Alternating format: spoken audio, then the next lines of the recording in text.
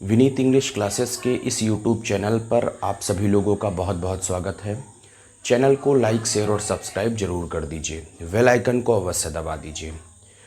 अब आपके बीच में हम डेली एक important topic TGT, PGT, LT, KVS, NVS, DSSB, EMRS और एसएससी से संबंधित सभी टॉपिक्स हम आपके बीच में डेली प्रतिदिन आपके बीच में लाते रहेंगे। आज हम टॉपिक की जो शुरुआत करते हैं, वो टॉपिक की शुरुआत हम आज आपके बीच में जो करते हैं वो टॉपिक है आपका बहुत ही ज़्यादा इम्पॉर्टेंट टॉपिक है। वो टॉपिक का नाम है, यानी उस टॉपिक को हम कह सकते हैं, वो टॉपिक है transitive and intransitive verb. Transitive and intransitive verb, ध्यान से समझिएगा।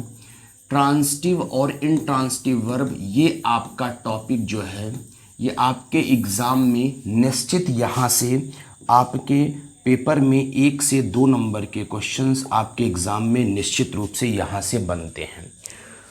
ट्रांजिटिव और इंट्रांजिटिव वर्ब माने सकर्मक और अकर्मक क्रिया यहाँ से बन जाते हैं और बहुत ईमानदारी से, बहुत प्रेम पूर्वक इस टॉपिक को हम आपके बीच में समझाने वाले हैं। देखिए, इस टॉपिक को पढ़ने से पहले आपको सबसे पहले समझना पड़ेगा ये वर्ब नाम की चिड़िया क्या है। देखिए, आपको सीधा सीधा समझना है कि वर्ब किसे कहते हैं। A word that shows an action that is called a verb, यानी जिस शब्द से किसी भी कार्य के करने का बोध होता है। ध्यान दीजिएगा, जिस भी शब्द से किसी भी कार्य के करने या होने का पता चलता है उसे हम कहते हैं वर्ब। उसे हम क्या कहते हैं? वर्ब। मतलब a word that shows an action, a word which shows या a word that shows an action, एक ऐसा शब्द जो कि क्या दिखाता है? एक्शन दिखाता है, यानी कार्य को दिखाता है। ऐसे शब्दों को हम कहते हैं वर्ब। जिस भी शब्द से कार्य के करने या होने का बोध होता है उसी शब्द को हम वर्ब कहते हैं। जैसे हमने लिखा राम, क्या राम से किसी भी कार्य को करने या होने का बोध हो रहा है? नहीं, यानी ये वर्ब आपकी नहीं होगी। अगर हमने लिखा सोहन, सोहन से किसी भी कार्य को करने या होने का बोध हो रहा है? नहीं, सोहन से किसी भी कार्य को करने या होने का बोध नहीं हो रहा है, यानी ये शब्द आपकी वर्ब नहीं होगी। अगर हमने लिखा है कोई शब्द, मान लीजिए सी, सी का मतलब क्या होता है? सी का मतलब होता है देखना। मतलब आप किसी चीज को देख रहे हो, मतलब वो कार्य को कर रहे हो, मतलब ये शब्द आपकी जो होगी, यही शब्द आपकी जो होगी वो वर्ब होगी। अगर हमने लिखा फ्लाई, फ्लाई, फ्लाई का मतलब किसी चीज को फ्लाई कर रहे हो, माने किसी चीज को उड़ा रहे हो। फ्लाई का मतलब उड़ाना, ठीक है। उस चीज को आप फ्लाई कर रहे हो, उस चीज को आप उड़ा रहे हो, तो वो शब्द क्या हो जाएगी? वर्ब। तो मतलब जिस शब्द से किसी भी कार्य को करने या होने का बोध होता है तो हम ऐसे ही शब्दों को जो है वो वर्ब कहते हैं।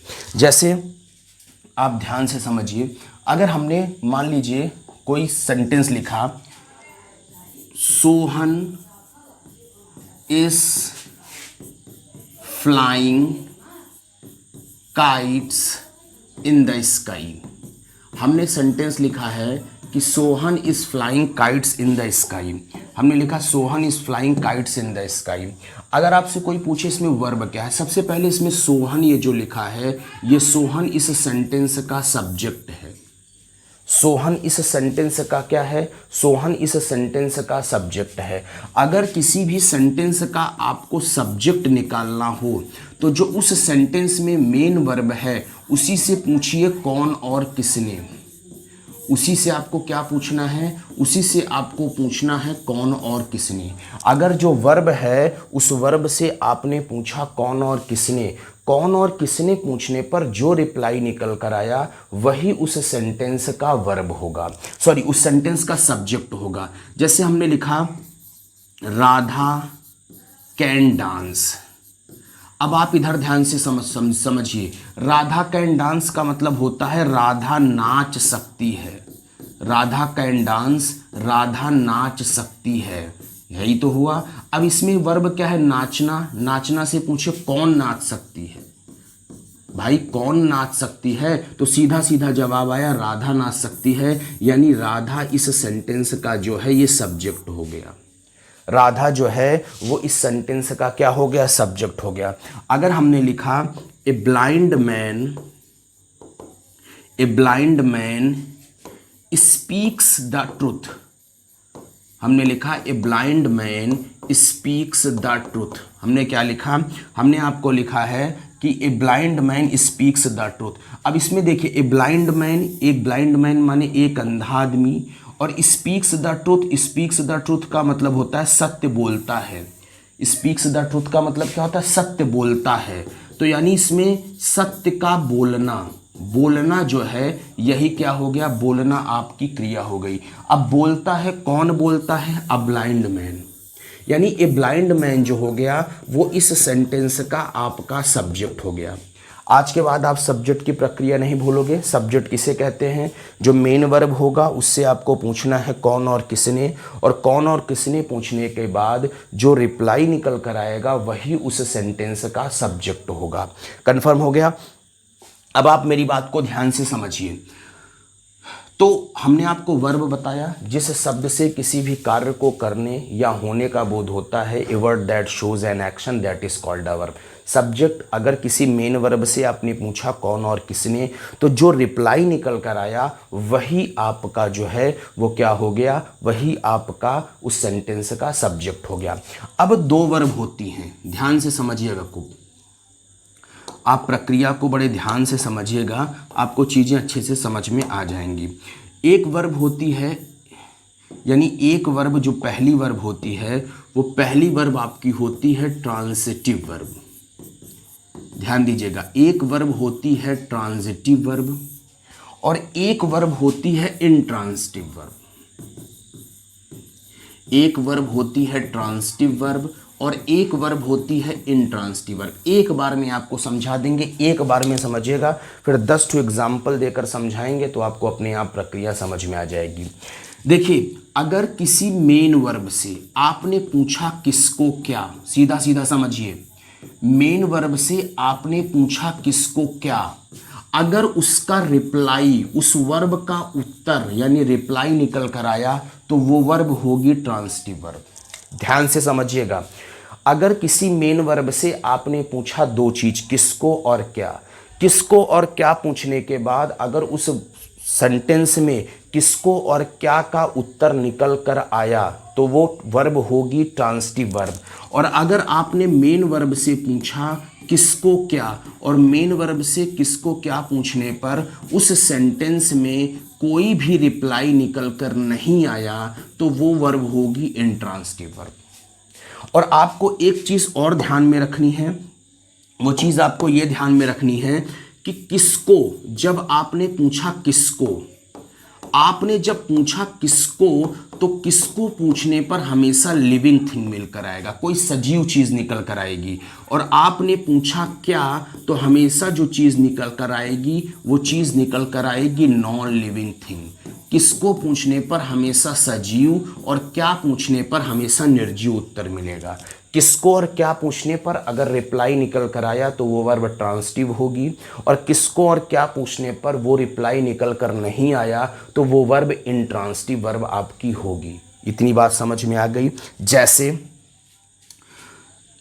सी लव सी हमने लिखा, मान लीजिए सेंटेंस हमने लिखा, पहले एक छोटा सा आपको सेंटेंस देते हैं जिससे आपको दिक्कत ना हो। I am calling you. अगर आपके सामने ये सेंटेंस मिले, आपसे पूछे इसमें ट्रांजिटिव वर्ब कहाँ है, अगर वर्ब है तो कौन सी वर्ब है, और अगर वर्ब नहीं है तो कौन सी वर्ब है, यानी ट्रांजिटिव वर्ब है कि इंट्रांजिटिव वर्ब। एक क्वेश्चन यहाँ से आपका आज क्लियर हम कर देते हैं। देखिए, कॉलिंग माने बुला रहा है, कौन बुला रहा है, कौन पूछने पर उस सेंटेंस का सब्जेक्ट निकल कर आता है। कौन पूछने पर उस सेंटेंस का क्या निकल कर आता है, कौन पूछने पर उस सेंटेंस का सब्जेक्ट निकल कर आता है। बुला रहा है, कौन बुला रहा है, आई माने मैं, ये सेंटेंस का सब्जेक्ट हो गया। लेकिन हमने कहा है किसको और क्या पूछिए, अगर रिप्लाई मिले तो ट्रांजिटिव और ना रिप्लाई मिले तो इंट्रांजिटिव, यही तो कहा। अब पूछिए, कॉलिंग माने बुला रहा है, आपने बोला कि कॉलिंग का मतलब क्या हो गया, कॉलिंग का मतलब होता है बुला रहा है। कॉलिंग माने बुला रहा, पूछो किसको बुला रहा है, पूछो कॉलिंग माने बुला रहा है, किसको बुला रहा है, यू माने तुम्हें, आपको, यू उत्तर में लाना, यानी यू आपकी जो है ये ट्रांजिटिव वर्ब है। इसका अगर किसको क्या पूछने पर रिप्लाई मिला तो यानी यू जो है वो कौन सी वर्ब हो गई, ट्रांजिटिव। भाई बुला रहा है, किसको बुला रहा है, यू माने आपको बुला रहा है, तुम्हें बुला रहा है, यानी यू इसका जो है वो ट्रांजिटिव वर्ब हो गया।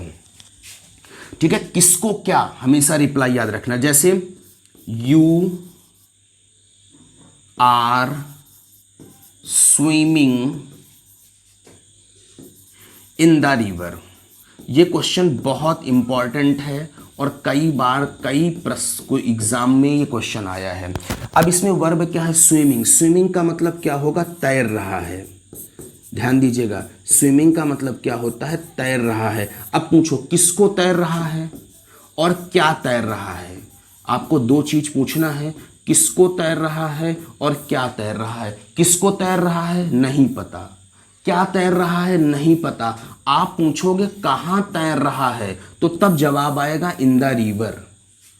बहुत सारे लोग इन द रिवर को ट्रांजिटिव वर्ब मानकर गलत रिप्लाई कर देते हैं। किसको तैर रहा है नहीं पता, क्या तैर रहा है नहीं पता, कहां तैर रहा है। ये भैया आपका रिप्लाई जो मिला वो रिप्लाई आपके कहां का मिला, ये जो रिप्लाई आपका मिला है ये कहां का रिप्लाई इन द रिवर मिला है। जब कहां का रिप्लाई इन द रिवर मिला यानी ये जो सेंटेंस है, इस सेंटेंस में सीधा सीधा मामला ये बना कि इस सेंटेंस में जो वर्ब है वो आपकी इंट्रांजिटिव वर्ब है।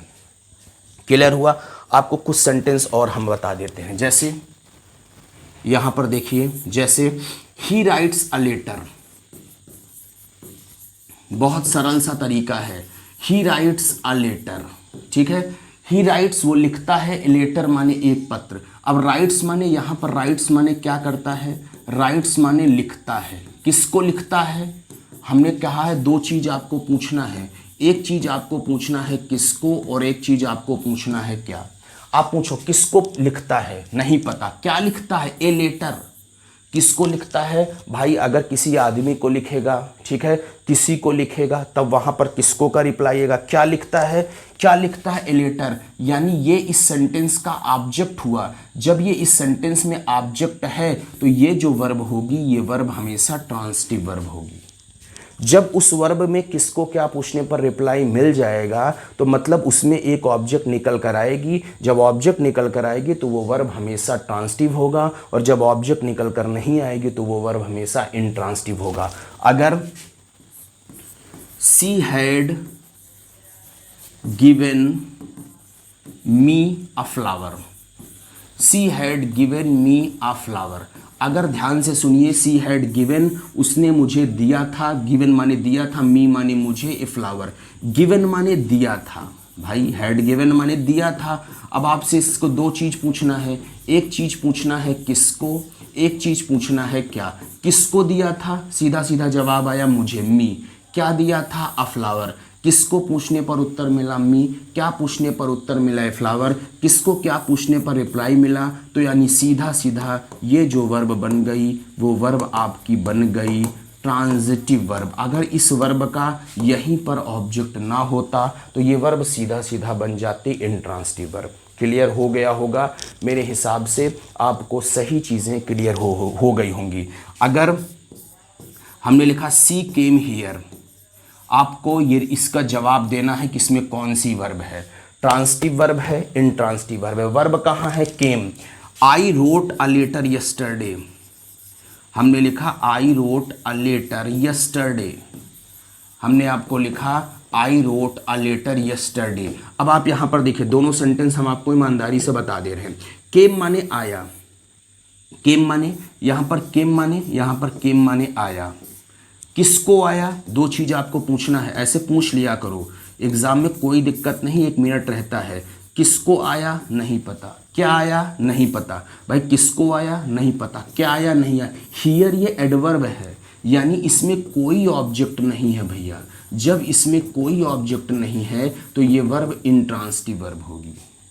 जब इसमें कोई ऑब्जेक्ट नहीं है तो ये वर्ब कौन सी वर्ब होगी, इंट्रांसिटिव वर्ब होगी। अगर हमने लिखा I wrote a letter yesterday, wrote माने लिखा, अब इससे पूछे रोट माने लिखा, किसको लिखा, क्या लिखा, रोट माने लिखा, किसको लिखा, किसी आदमी को लिखा, किसको का जवाब नहीं मिला, क्या लिखा, ए लेटर लिखा। जब ए लेटर इसमें ऑब्जेक्ट मिला तो यानी ये जो रोट वर्ब है ये वर्ब आपकी ट्रांसिटिव वर्ब है। क्लियर।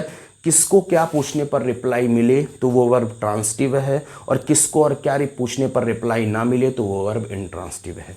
आई होप ये वीडियो आपको क्लियर हो गया होगा।